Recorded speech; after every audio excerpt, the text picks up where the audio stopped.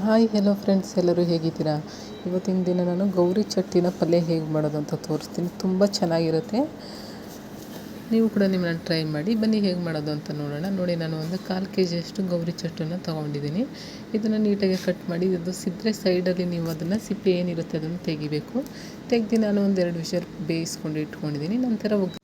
ನಂತರ ಒಗ್ಗರಣೆಗೆ ಅಂಥೇಳಿ ನಾನು ಒಂದು ಪಾತ್ರೆಯಲ್ಲಿ 2 ಸ್ಪೂನು ಎಣ್ಣೆ ಮತ್ತು ಜೀರಿಗೆ, ಸಾಸಿವೆ ಮತ್ತು ಕಡಲೆಬೇಳೆ ಮತ್ತು ಒಂದು ಗರಿ ಕರಿಬೇವಿನ ಸೊಪ್ಪು ಎಲ್ಲನೂ ಕೂಡ ಹಾಕಿ ಫ್ರೈ ಮಾಡಿದ್ದೀನಿ. ನಂತರ ಅದು ಫ್ರೈ ಆದ ನಂತರ ಇದಕ್ಕೆ ಒಂದು 2ರಿಂದ 3 ಮೆಣಸಿನ್ಕಾಯಿ ಸಹ ಹಾಕ್ಕೊತಾ ಇದ್ದೀನಿ. ಮೆಣಸಿನ್ಕಾಯಿ ಹಾಕಾದ್ಮೇಲೆ ಇದಕ್ಕೆ ಮೆಣಸಿನ್ಕಾಯಿ ಹಾಕಿ ನೀಟಾಗಿ ಫ್ರೈ ಮಾಡ್ಕೊಳ್ಳಿ. ನಂತರ ಇದು ಮಸಾಲೆ ಎಲ್ಲ ಫ್ರೈ ಆದಮೇಲೆ ನಾವು ಗೌರಿ ಚಟ್ಟನ್ನು ಆವಾಗಲೇ ಬೇಯಿಸಿ ಇಟ್ಕೊಂಡಿದ್ವಲ್ಲ ಅದನ್ನು ಕೂಡ ಸೇರಿಸ್ಕೊತಾ ಇದ್ದೀನಿ.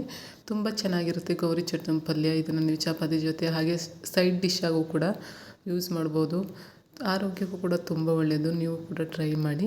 ನೋಡಿ, ಇದು ಫ್ರೈ ಆದಮೇಲೆ ಇದಕ್ಕೆ ನಾನು ರುಚಿಗೆ ಎಷ್ಟು ಬೇಕು ನೋಡಿಕೊಂಡು ಉಪ್ಪಿನ ಪುಡಿ ಕೂಡ ಆ್ಯಡ್ ಮಾಡ್ಕೊತಾ ಇದ್ದೀನಿ. ಇದಕ್ಕೆ ಫೈನಲಾಗಿ ನಾವು ತೆಂಗಿನಕಾಯಿ ತುರಿ ಮತ್ತು ಕೊತ್ತಂಬರಿ ಸೊಪ್ಪು ಬೇಕು ಅಂದರೆ ಕೊತ್ತಂಬರಿ ಸೊಪ್ಪು ಹಾಕ್ಕೊಬೋದು, ಇಲ್ಲಾಂದರೆ ಆಪ್ಷನಲ್ಲು.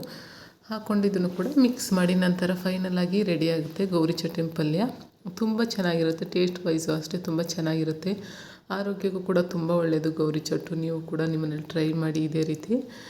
ಹಾಗೆ ನನ್ನ ವೀಡಿಯೋಸ್ ಯಾರೆಲ್ಲ ನೋಡ್ತಾ ಇದ್ದೀರಿ ನನ್ನ ಚಾನಲ್ ಸಬ್ಸ್ಕ್ರೈಬ್ ಮಾಡ್ಕೊಳ್ಳಿ. ಇಷ್ಟ ಆದರೆ ನಿಮ್ಮ ಫ್ರೆಂಡ್ಸ್ ಆ್ಯಂಡ್ ಫ್ಯಾಮ್ಲಿಗೂ ಕೂಡ ಶೇರ್ ಮಾಡಿ. ಹೀಗೆ ಸಪೋರ್ಟ್ ಮಾಡ್ತಾಯಿರಿ. Thank you for watching.